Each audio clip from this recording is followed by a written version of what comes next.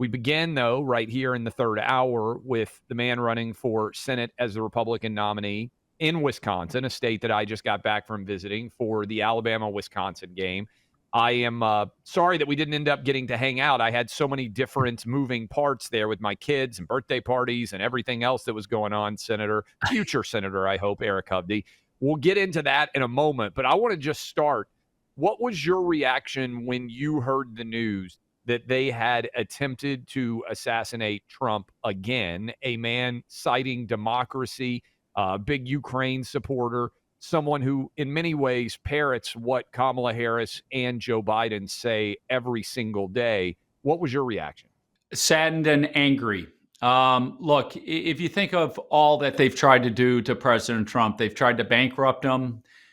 They've tried to put him in jail. Now, 2 different assassination attempts. I love how they always gaslight, spinning they're defending democracy. They've turned our justice system, weaponized our justice system. They've turned our courts into political theater. They've tried to block ballot access, not just for President Trump, Robert F. Kennedy, the no labels, unity ticket.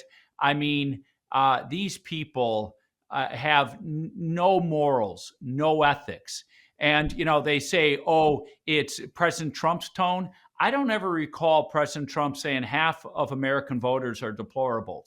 I don't ever remember President Trump saying half of American voters are racist, misogynist, but that's the rhetoric they use. And they basically call President Trump Hitler. I mean, the senator I'm running against, Tammy Baldwin, said he's the most dangerous man with a dark soul. What do you think you're going to engender when you're using that kind of?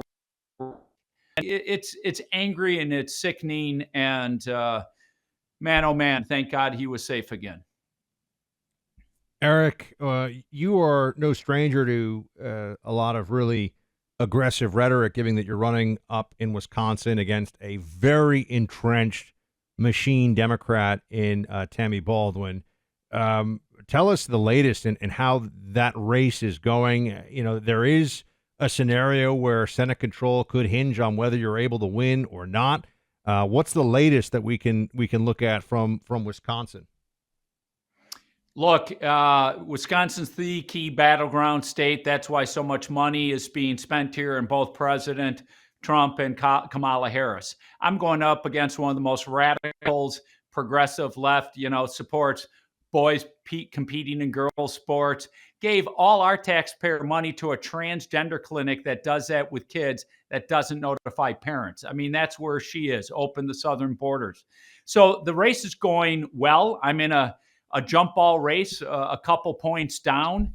I think I'm better positioned other than Tim Sheehy, and obviously West Virginia is over, but than any other Senate candidates. But man, are they spending money on me. They're making up one lie after another. I think I've had more money spent by Chuck Schumer and all the Democrat special interest groups just hammering me. And literally everything is a lie. She has nothing to run on. But the momentum is in my direction. But look, I need everybody's help. If you can pitch in a few dollars, go to erichovde.com. Because these races are ungodly expensive and they just keep pouring attack money in, and that's how they win. And she won't even debate. She's such a chicken. I'm getting one debate at the end of the campaign when typically you get 3 to 4, and we already would have had at least 2. So that's what I'm running against, an extreme progressive lefty, and I plan to win this race. You're a lifelong resident of Madison City. I was just visiting. Fantastic city there. Anyone listening to your accent, I know because I'm married to a girl from the Midwest, and believe it or not, you can tell where someone's raised often by how they talk. You could probably tell that you're from Wisconsin and you've spent most of your life there. It's a sign, I think, of how desperate they are that they're trying to claim that you are not a native of Wisconsin, that you don't still live there. What does that attack tell you, and what are people saying when they see those attacks?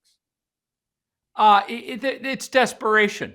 Look, I'm a 4th generation Wisconsinite, born here, raised here. Went to University of Wisconsin. I'm standing in my company building, the Hovde building off the square, where I have my development company, where we do have development projects all over the state. But because I've been successful and I have owned businesses elsewhere, they try to attach me to California because I own a bank that operates in California. It used to be headquartered there. I moved it to Salt Lake because California is such a pain to do business with. But that's what they're down to, trying to say that I'm not a Wisconsinite. It's a joke. I live here. I vote here. I pay my income taxes here. But they're trying to spin that story. But, man, they have so many other lies. It's crazy. Taking things out of context, a few words, and extrapolating a totally different meaning, or just outright lying. I just came from getting the trying to get the endorsement from the Wisconsin Police Association, and Senator Baldwin actually said I was opposed to this fentanyl bill by Tim Scott, and Tim Scott and I are buddies. I totally support it. So she totally lied about that, and she's trying to take credit that it's her bill when Tim Scott wrote it. And he said he's never even talked to Tammy Baldwin. She jumped on that bill as like the 40th senator after I started criticizing her for doing nothing on fentanyl. That's what they're left with. They have nothing. Speaking of Eric Hovde, he's running in Wisconsin for a Senate seat against Tammy Baldwin, a critical race.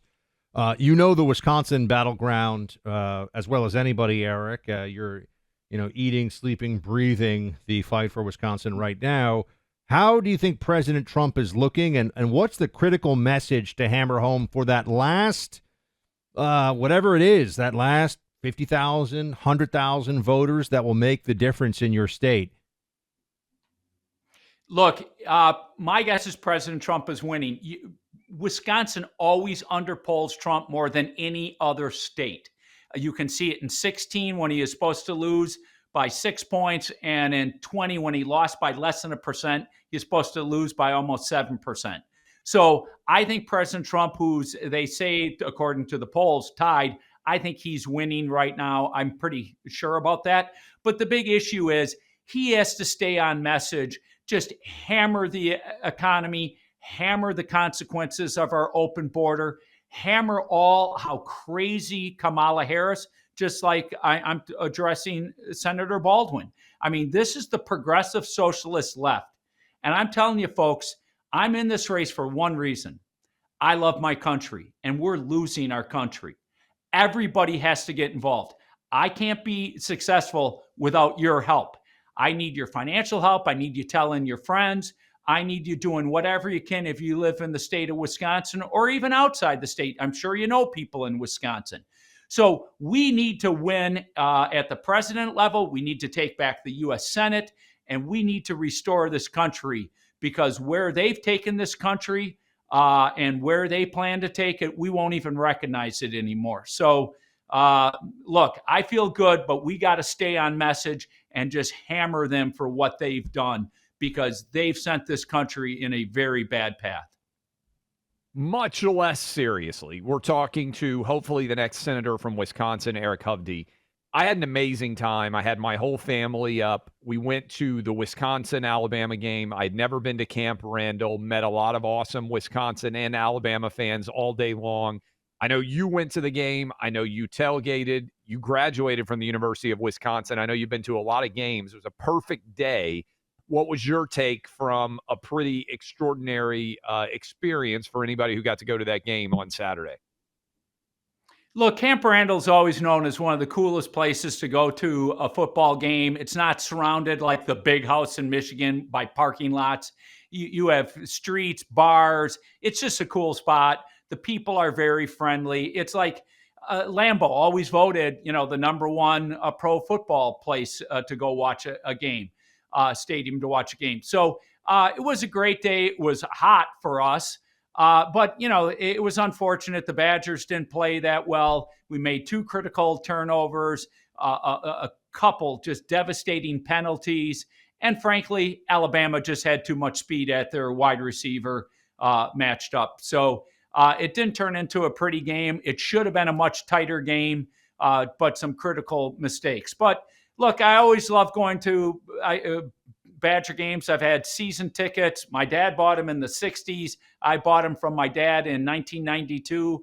So it's a big part of my life. Fortunately for me, I was up at the Packer game, and they pulled off a victory with a backup quarterback who's only been on our roster for 3 weeks. So that was a little ointment for the pain of the Badger loss. No doubt. That was a heck of a win. Malik Willis, starting quarterback there, hadn't barely been in Green Bay at all, got the win over, unfortunately, because I bet against it, got the win there. I did not think that they'd beat the Colts. We really appreciate you. One more time on your way out, can you give people the web address of where they could go to help flip the Senate and support you? Thank you. Eric, E-R-I-C, Hovde, HOVDE.com. I really appreciate everybody's support and financial help. Thank you. Eric Hovde, everybody, help him out. He can win that seat if you rally behind him. Wisconsinites who are listening, there's a lot of you. WISN, we're number one in that market. No big deal. So please step up. Great station. Do what you can. Fantastic station. There's news of data breaches every day. In fact, the number of data breach victims has already surpassed 1 billion for the first half of 2024. While you can't control when the next breach will happen, you can help protect yourself by using unique passwords and never opening links from unknown sources. But these guys got very sophisticated stuff going on these days. You need someone to have your back, and that's where LifeLock comes in. LifeLock monitors millions of data points a second for risk to your identity. So you want to understand how cybercrime and identity theft are affecting your lives. I get text messages. I've almost clicked on them, and they were just going to siphon all my personal information. The bad guys are getting more and more sophisticated. You need to have somebody who has your back when it comes to identity theft.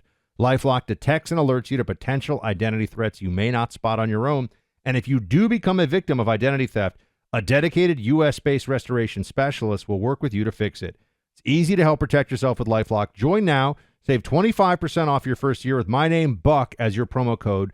Call 1-800-LifeLock or go online to lifelock.com and use promo code BUCK for 25% off.